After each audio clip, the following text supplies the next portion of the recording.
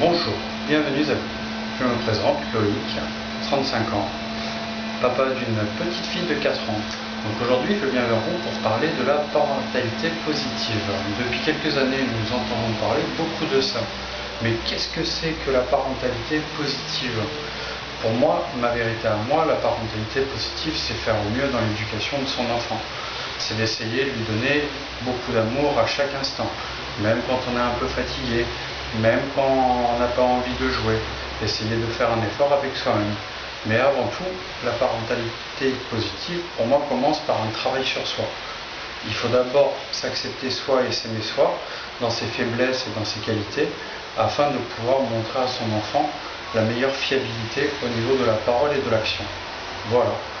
Donc par exemple, parentalité positive. Moi je sais que quand ma fille faisait ses dents, je marchais pendant quelques minutes avec elle dans les bras en espérant que les douleurs passent, et elle se mettait souvent à hurler, ce qui peut être très énervant et très agaçant quand on est fatigué.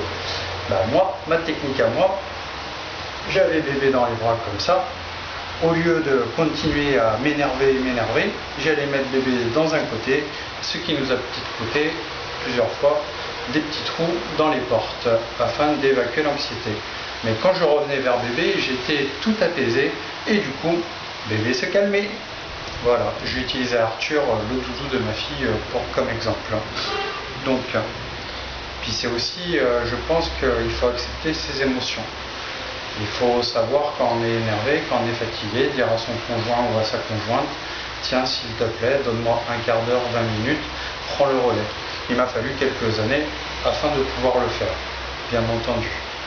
Vu qu'en tant qu'homme, nous avons beaucoup d'orgueil et de fierté et nous n'acceptons pas forcément nos faiblesses, surtout vis-à-vis de nos compagnes, qui elles sont d'un naturel plus facile à accepter les leurs. Voilà, je pense que tout le monde sait ce que c'est pour les nouveaux parents.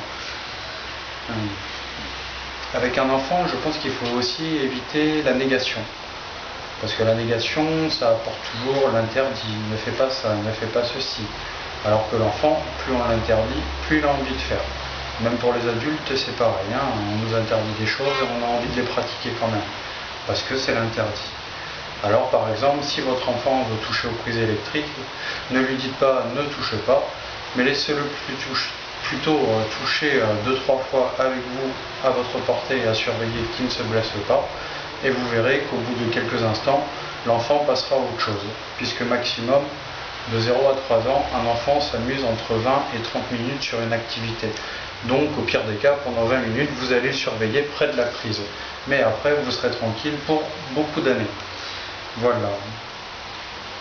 Je sais que beaucoup de papas se posent la question du fait de se dire « Mince, est-ce que je serai assez empathique envers mon enfant? Est-ce que je serai attentionné? Est-ce que je vais savoir bien m'en occuper ?» Dites-vous une chose, c'est que quand tout est fait dans l'amour, l'enfant le ressent. Surtout, bien entendu, évitez de prier sur votre enfant. Vous le verrez faire un visage qui vous fera mal au cœur, qui m'est arrivé plusieurs fois, parce que je n'ai pas su gérer ma nervosité. Mais en aucun cas, bien sûr, je ne vous conseille de lever la main sur un enfant. Cela ne sert strictement à rien. Voilà, moi j'ai pu prendre quelques claques dans ma jeunesse, mais elles n'ont pas été bien utiles, à part me renforcer sur la dureté des coups. Voilà. Que parler d'autre? Sur la parentalité bienveillante. Nous vivons dans une société où nos enfants voient beaucoup de choses à l'extérieur de nos maisons. Donc le mieux pour eux, c'est de savoir qu'à la maison, ils peuvent parler de tout sans être jugés, en étant compris, avec des parents qui seront toujours à l'écoute. C'est le plus important. Moi je vois notre fille à 3 ans, elle s'est très bien formulée, parce que quand elle nous faisait des petits cris de j'ai pu voir ma compagne qui prenait le temps de lui faire répéter une phrase complète avec patience. Du coup, j'avoue, ça m'a servi d'exemple. Un enfant pleure, ça ne sert à rien de lui répéter 15 fois la même chose, ne pleure pas. Prenez-le contre vous, serrez-le fort dans ses bras, dites-lui que vous l'écoutez et que vous êtes prêt à le comprendre et que vous l'aimez surtout. Et l'enfant s'apaisera. et après l'enfant pleurera beaucoup moins longtemps. Voilà.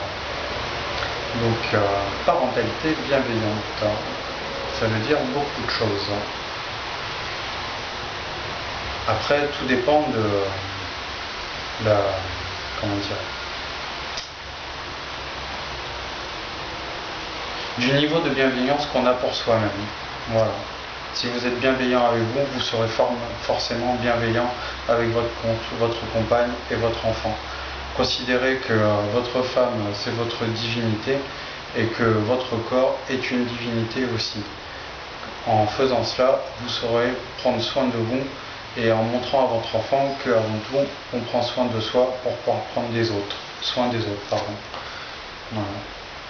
Ce que je voulais dire là-dedans, c'est que souvent, nous ne connaissons pas nous-mêmes nos capacités au niveau de la bienveillance, au niveau de se dire tiens, là je suis énervé, j'en ai marre, il serait peut-être temps que je le dise à ma femme pour aller respirer.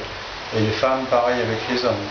Les hommes, soyez plus attentifs vis-à-vis de vos femmes. Rappelez-vous que, par exemple, si vous avez une fille, est-ce que vous avez envie que votre fille soit élevée devant des clips musicaux où les filles bougent leurs fesses et sont considérées que comme des objets sexuels? Ou est-ce que vous avez envie que votre fille soit libre de décision sur tous les actes qu'elle a envie de faire et qu'elle le fasse en conscience? Moi, j'ai envie que ma fille soit libre. J'ai pas envie que ma fille soit dépendante d'un homme ou dépendante d'une société. La société ne met pas en valeur les femmes, malheureusement. Les femmes, contrairement aux hommes, gèrent beaucoup mieux les émotions. Donc forcément, gérerait beaucoup plus les décisions, je dirais, les décisions à prendre dans la société seraient mieux prises par les femmes que par les hommes. Voilà ma conviction.